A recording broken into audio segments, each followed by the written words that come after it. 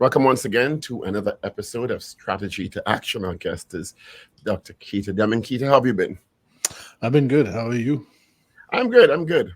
Holiday today, but the work continues. So I thought what we do today, because we've had 5 or 6 episodes so far, is do a quick recap before we go into our next topic. Is that okay? Perfect. Sounds good. All right. So we started off a long time ago with a very important topic: balancing business and personal life, and how to run your business without letting it run you. How critical is that? So one of the things that I think, and I keep seeing it over and over again, is that people get they sacrifice the short term things for the things that really matter in their lives, and as a result of that, their business becomes the number one focus. And then some people they sacrifice their health. Some people sacrifice their relationships, the people they love. And we want to start by helping people design the life that they want and then building the business around that. So, in order for you to do that, the first thing you have to get very clear on is what kind of life do I want to live? And then deciding, you know what, given the kind of life I want to live, these are the boundaries that I'm setting in place in my life and stick to those boundaries. Now, I say that as if it's easy, but trust me, there's nothing easy about what I just said. Life comes at us in all kinds of ways.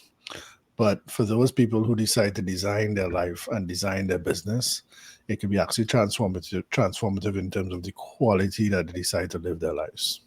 Well, is it different for people who own the business and people who work for the business? Oh, 100%. Yeah. So if you don't, to be fair and honest, I'm usually speaking to people who own the business. For the people who are not, who don't own the business, you have little control over that. But having spoken to a lot of people who own the business, one of the things we often argue for is that you want to understand what kind of life your employees want, because you don't want to create a friction between the life your employees want to live and they choosing, okay, I'm not going to show up today or whatever. So a good employee would take into account what kind of life the employees want to live. So, for example, I have all kinds of examples where part-time moms are working in companies that are adding a ton of value, but they're adding it in a way in which they can integrate life, home life, and work life. There are some people who want to travel a lot. In today's world, we can work anywhere in the world, and the key thing here for people who are own companies is that we are in a talent war, whether you know it or not. And one of the ways to win talent is to offer them things other than money that people like. So help employees live the life that they want. Flexibility, quality of life. Flexibility, quality of life, all those kind of things. And it's about winning the best talent. So you have to be really strict on that. So people who are forcing people to come back into the office, the research is really clear. You're not winning the talent war with that one, but good Yeah. luck. Good So segue to our next topic. Difference between strategy and execution. What is strategy as an overall concept? yeah, so the nerdy definition is the alignment of outputs, objectives, capabilities, and resources with the opportunities and challenges the environment provides. That's the nerdy definition of strategy. What you really want to do with strategy is you want to allocate resources, create alignment, and decide where you're going to play to win. Bottom line. That is what strategy is about. So I'll give you an example. It's my favorite example these days. Lululemon, I don't know if you know that brand, but it's Mhm. a yoga brand. And when they first started out in Vancouver. And it was around the time that I was in university at Vancouver. So I had a lot of friends who worked there and they were in the executive teams, etc. And one of the strategies they implemented, which I found was a brilliant example of strategy, was men would not be caught dead going into a yoga store to shop for anything unless they're shopping for their partners. That was the only reason they would go in there. Lululemon wanted to break into the men's market and start making clothes for men. So their strategy was we're going to sell to our existing customers, our women, we're going to sell Christmas, Father's Day, and their birthdays. We want them to buy underwear, shorts, and t shirts for the men in their lives. Men get these t-shirts, these underwear from this brand, which is a yoga brand. And like for the macho men, like, why am I wearing a yoga brand? They put it on, it's super comfortable, and that's the key. the product sold itself. So I put on the underwear and I'm like, this is one of the best underwear I've ever wear. Like, what store is this? I now go and I'm now become a client. Mhm. So the strategy was to go to indirect and they went after the women. And that was how they entered the male market. And it's one of the few yoga brands that have been able to cross that divide and become a unisex brand. How should a company or owners of a company know? Because I'm presuming strategies don't stay the same all the time at every part of the life cycle of the business or in every environmental cycle. Yeah. So what was the question? How do we know when the strategy should evolve or change? Or should it Okay. be always evolving or changing? So that's a great question. So it in some ways it should always be evolving and changing in some ways, but I think in general your strategy shouldn't be changing that much. Your tactics should change a lot, but your strategy shouldn't be changing a lot. So for example, our strategy, the strategy is to leverage our existing clients to bring in new clients. That's the general strategy. The tactic of that is like we're going to focus on men, we're going to focus on other women, we're going to get but the general strategy is to use our existing clients to grow the business, right? That's the strategy. That is not going to change very much. The tactics might change on a regular basis. So that's one. Number two, and this is where most people get strategy wrong. When your assumptions change, you have to change your strategy. So I have a client who says at the start of every meeting, they do a meeting every Monday morning, and they say, have any of our major assumptions changed? And they spend a minute talking about that. Yes, no, no, we're good. The minute a major assumption changes, you have to change your strategy because you built your strategy based on a set of assumptions. One of the things I get my clients to do is I get my clients to articulate their assumptions. So that particular client who says, our strategy is based on 5 key assumptions. Here they are. He lists out the 5 key assumptions. Have any of the assumptions changed in the last week? The answer to that is no. Okay, we're good to keep our going on our strategy. Most people are not that explicit with their strategy. So that's the answer there. And these assumptions could be like, we have the talent we need on board, we have the resources to scale our operations, we are in an environment that is a growth environment. Those Exactly. Yeah, exactly. They assumptions. there could be all kinds of assumptions, and they could be wild. And I don't want to give away this particular client's strategy because for obvious reason, Mhm. but it could be all kinds of things. But it's the logic behind which you're making your strategic choices. So at the end of the day, a strategy, a theory, and use. You have a theory that if we play this particular way, we will win the game. So for sports fans out there, Euro Cup is happening right now as we are talking. Mhm. A team might say, hey, our strategy would be to play a 4-4-2. That's a very old soccer style, but Mhm. that's their strategy. They're playing that strategy because they think they're going to win. That's why they're playing that. Then they come up against another team and they might change that format and they might play uh, 5-5-3-1. That's a really old style of football. Like in that's like Because they feel they have to take on a more defensive position exactly more against defensive this position. Yeah. new team. But what I want to just say for people who don't understand football or soccer, what that means is 5 in the back, 3 in the middle, one up front. So that creates a diamond, and the diamond is we're very defensive focused. In today's game, it's the opposite. You tend to have more like 5 up front, 3 in the middle, and 2 in the back, and the two on the outside run the length of the field. Yeah. That's how today's games is played. In the days of Pele was the one striker, and you had 5 guys defending, 3 midfielders, and Pele. So the game has changed a lot. But that's the core to their strategy, and But people then your don't understand assumption that. is that your striker is one of the best strikers in the world. In the world, You there's all can kind have of stuff. one striker. And here's another thing: allocating resources. Mhm. The format of when I played soccer, we used to do the format based on who the players were in the field.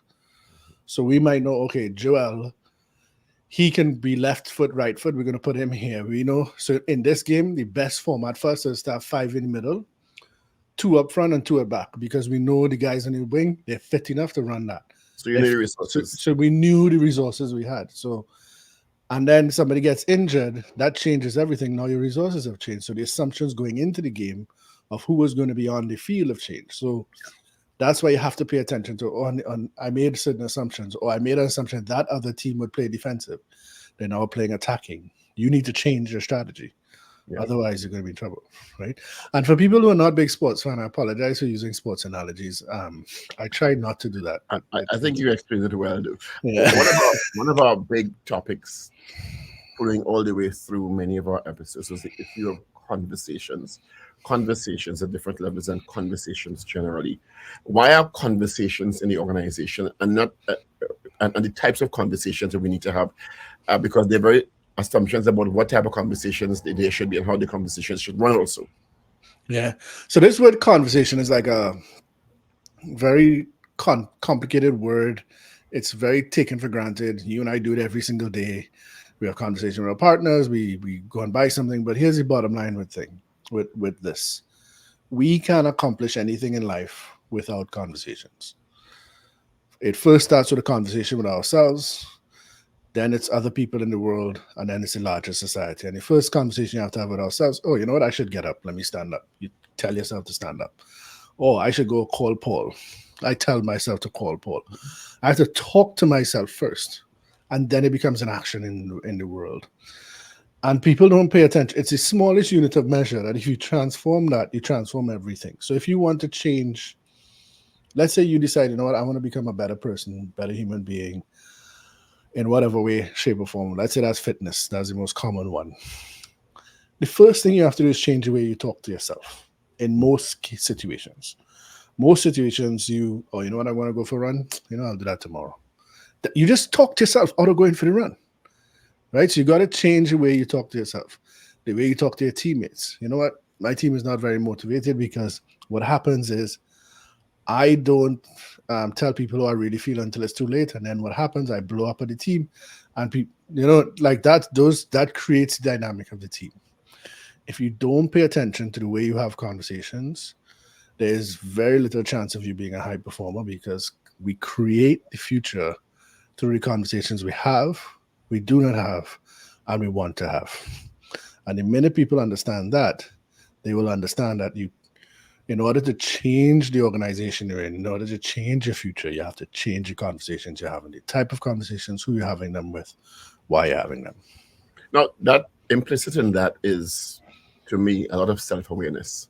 And a lot of people don't have a lot of self-awareness in terms of their own conversations with themselves and understanding the assumptions they're making about themselves, which may be accurate or inaccurate, which will then feed into conversations with others. How do we deal with that aspect of it? Yeah. So number one, in any kind of leadership, I run a podcast where I focus on two questions. How do we become better people in business? How do we become better business people? You can't become a better person in business, and you can't become a better business person without first having self-awareness. The number one thing we do in a leadership program is we give you a personality assessment score of some kind. What that does is gives you a gist of these are the kind of traits that I am as a human being. This is a self-awareness piece. If you do not double down and double click on self-awareness and you're not paying on that, there is no chance of you being a high performer. Again, I'm trying not to use sports, but as let's say you're an actor. Let's say you're a singer, for example, or you believe yourself to be a singer. You go and you sing, and everybody thinks you have a horrible voice, but your self-awareness tells you have a terrible voice.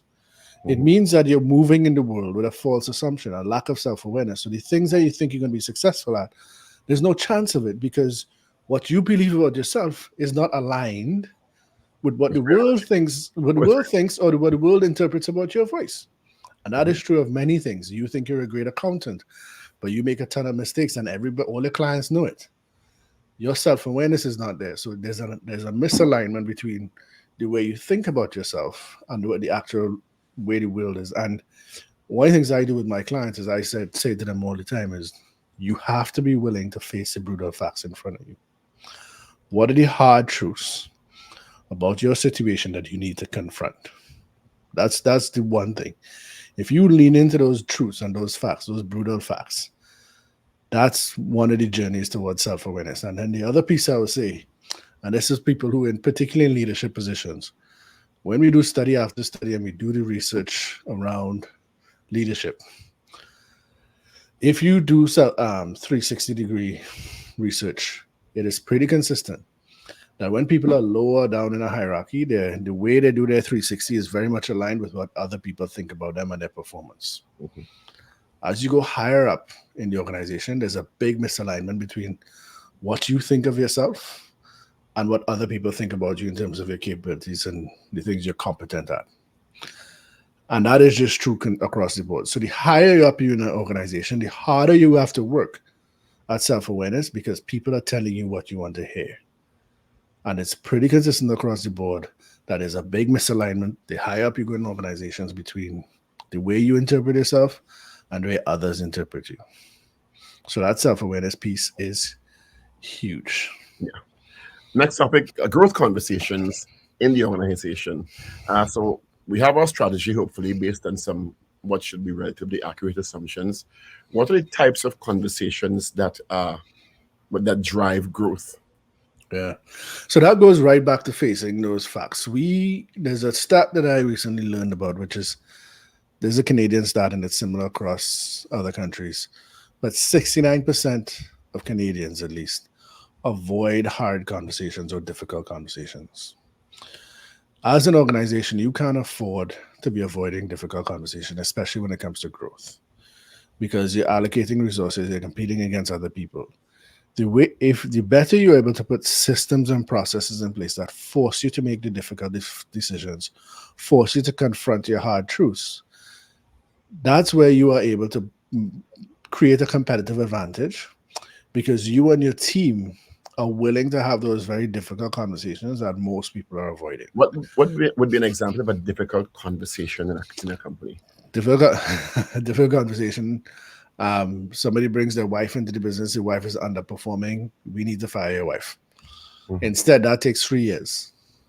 You've just had a resource in that Because you're organization sensitive about the relationship. relationship because you're sensitive about relationship rather than being able to say, hey, I think your wife's beautiful, she's amazing, but I don't think she's the right fit for this company. Here's the reason why. Here's her last quarter's performance, etc. The evidence could be there, but people avoid those conversations all the time. And what I'm encouraging people to do is really lean into those difficult conversations. There's a researcher who says the best things in life are on the other side of a difficult conversation. And I think the more we lean into conflict, the more we lean into difficult conversations, the more we become high performers. It's kind of like if you're going to the gym, the more resistance you do, which is more weights you do, the stronger you get. Punto final, done. If you do the hard things in your company and you say, you know what, let's prioritize the hard things, let's prioritize the hard conversations, and then make decisions based on those. But There's no but you way.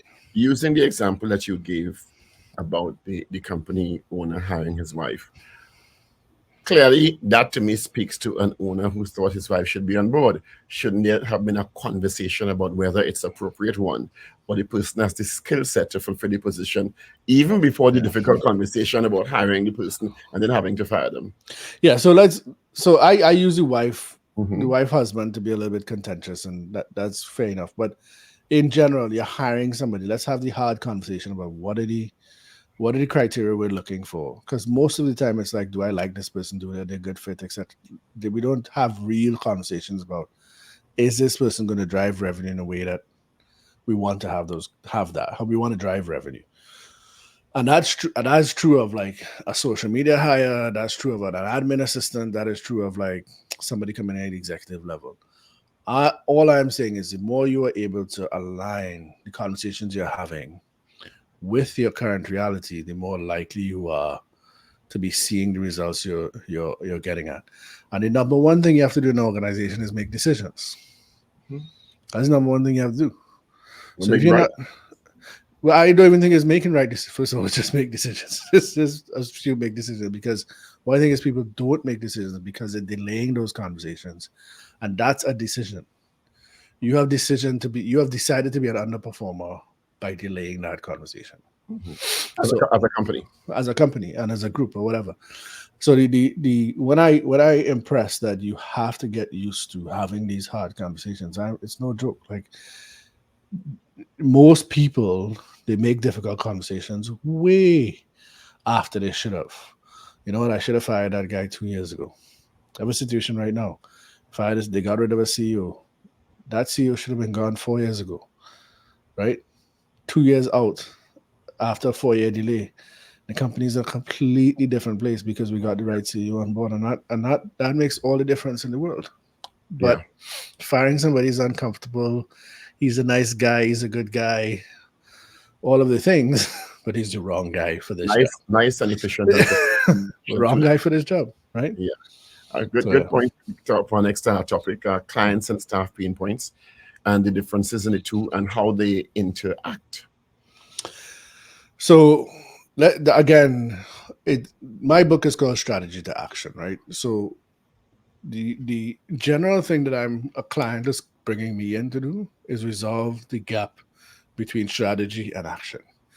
What I say I want to do and how I'm acting out. Often on the client side, where we need to spend point a lot of time is where are the pain points for the clients in our relationship with them. So let's say you're onboarding a client and they have to jump through this hoop. How do I eliminate that hoop so I make that process easier, right? But most of us are not often listening to that experience. We don't say, okay, I make my client, this is how I onboard a client. Let me go through that experience and see what it's like. Let's drive some decisions based on the kind of pain points that everybody's having in the system. And that could make our lives easier. Now, on the employee side, hey, in order for us to do this particular thing, we have to fill out 10 forms, da da da. How do we make it easier and reduce pain points for the employees? So, for example, I was working with a company. They sell these widgets. I'm calling them widgets. To sell one particular kind of widget, they had all this paperwork to do, and the people who saw the most opportunity for the got zero commission on it. So what was happening is some people were outsourcing it to their friends who sold that widget. Said like, hey, my client needs this thing, but I don't get commission on it, so you might as well take it. All the company did was say, hey, every one of these units you sell, you get a particular commission. So now whenever you spot it, we want you all to direct it to the person who makes that sale. That increased their revenue by 43%. Wow. That one change in that thing. So one is it changed the commission, and two, they made it very easy because there were all these forms they had to do. And what they did is they linked existing client information to the accounts so that they just had to fill in one page with basically what the new product or the terms of reference were, but they didn't have to collect name, date of birth, history, all of that because we had that already, right? So they made that process a lot simpler. And just doing those two things, massive increase in revenue. But again, it's understanding how it works effectively and efficiently in the context of that particular operation. Exactly. And making it easy is reducing the pain points internally. And then that was an internal reducing of pain points. And then in general, you want to think about how do I improve the client experience for anybody who I'm serving, right? So should every company should just like the strategy or just like the assumptions be looking at their processes all the way through, whether it be quarter by quarter, month by month, to make sure that they're in the interest of addressing client and staff pain points, which are usually often related. I would say yes. So for example, Paul, you and I have had I would guess that you and I have had the privilege of trying to get stuff done in Trinidad. And they say, hey, here is 6 documents, and here's a checklist. Bring these 6 documents. You come with the 6 documents and the checklist, and then you come. It's like, but you're missing this form. And you say, but your ad form is not on this checklist. They say, I know, but you need it, so you need to go back home, get that phone, and come back. If that's never happened to you, I'm Over and over. right? What that experience is, that's a terrible client experience. Mm-hmm. What that has done is that increases the user burden for the client or the potential customer. In any situation or context where you're increasing the user burden for the client, you have failed in client experience customer service. So what I encourage every single person to do is go through internal systems and external systems and see where are you creating user burden and try to reduce that as much as possible. So I work with a lot of financial advisors. The one thing they can't not do is get people to have a blood test. To get insurance, you have to do a blood test. But that is a user burden thing that until we figure out a different way to do that, that's a massive user burden, right? But that's one you have to live with. But I'm just saying, in general, you cannot go wrong by looking both internally and externally for where can I reduce the user burden in general. Yeah. Good segue to the next topic: company vision and blind spots in terms of finding clarity. Well, we all know what the vision and mission definitions are, but in terms of the overall vision for the company and being able to, as you say, as we said in the last overall topic, dealing with the blind spots or the shortcomings or the gaps and finding those in a real sense. You know what I've come to realize? Let's go back to the analogy with the conversations and difficult conversations. Let's say, Paul, you and I have to, in order to get $100,000, we both have to jump off of a boat into cold water and swim 100 meters, right? Let's assume you can swim and I can't swim. Both of us are on this boat. Both of us, before we get on this boat, both of us have time to prepare for this. I can't swim. That means the first thing I have to do is take swimming lessons. Next thing I have to do, go and do an open water swim. There's all kind of things I need to do. You're a very strong swimmer. You swim in the ocean 3 times a week, and you can swim. And each time you swim in the ocean, you swim 400 meters. Easy. So on the day of that challenge, you could be like, you know what, I'll do the challenge today. Give me my 100,000. You jump in the water, you swim, task complete. If I do that, I will drown because I don't know how to swim. The same thing happens with difficult conversations or hard conversations because you are more prepared than I am. So as a result of that, I will avoid going in that water until I am prepared, until I have the skills to do that. And one of the things that happens is that because people don't have the skills, they tend to take longer to do things. They tend to take longer to have those difficult conversations. It's the same thing with blind spots. We don't have the skill to identify bottlenecks and blind spots in our organization. And what we have to do is get people primed to say, okay, where's a bottleneck and where's something that we may not be seeing that we should be paying attention to? So one of the questions I often ask there is, what do I know? What do I already know that I'm pretending not to know? That question becomes an absolute gem because most times you know that you're in trouble. Most times you know that you need to fire this person or do this thing or be weak in this particular piece, etc. But how do you get past people who are in a comfort zone, which is what is driving that blind spot? Because some people are so comfortable. That's called willful blindness. That's called willful blindness. That is, people are choosing to be blind because it's not in their best interest to do that. So you do things like you change incentive structures, you reward collaboration, you reward people who find blind spots, you reward people who identify problems in advance. You have to change the culture of the organization. So people who bring up the hard conversations are rewarded rather than punished. So you have to change the culture of the organization. And at the end of the day, if you can't change the people, change the people. Yeah, and it goes back to having those difficult conversations and creating a culture of having those conversations in a really frank and honest manner, respectful but frank and honest. Yeah, exactly. Yeah, for All sure. right, and a final one we can do today is which also focuses on being able to look at your strengths and your weaknesses, evaluating company performance and assessments. Now, how do you do that in the context of what we spoke about earlier with, I guess, growth objectives or goals? First of all, you have to identify what the growth objectives are. So what I find is most people, when I go into an organization, we're not measuring the things that we want to be doing well on. So the first thing that I often have to do is get people to look at what are the metrics we're looking at. The biggest challenge in that is we have to decide. You have to not look at lag metrics. You want to look at lead metrics. So what I mean by that is a lag metric might be we made 10 sales this week. A lead metric might be every single one of our salespeople had conversations with 10 people this week. We know that when a salesperson talks to 10 people, they close 2 sales. So we know that in 4 months, we're going to close 2 sales because everybody's on having those conversations. That's a lead measure. A lag measure is after the fact. So there are 2 things here. First, you have to figure out what does success look like? How do I measure that?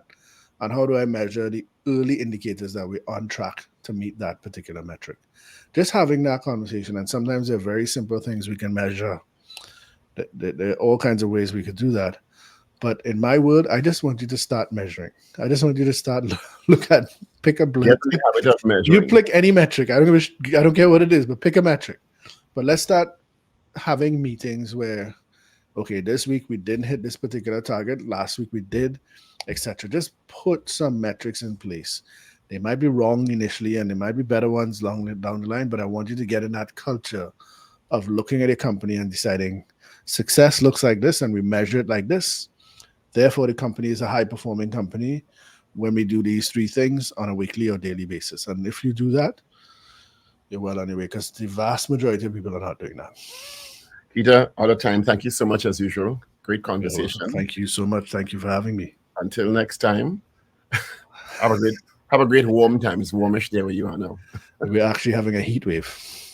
Well, knowing where you are, it won't last long. No, it won't. All right, thanks a lot. All right, see you. Bye.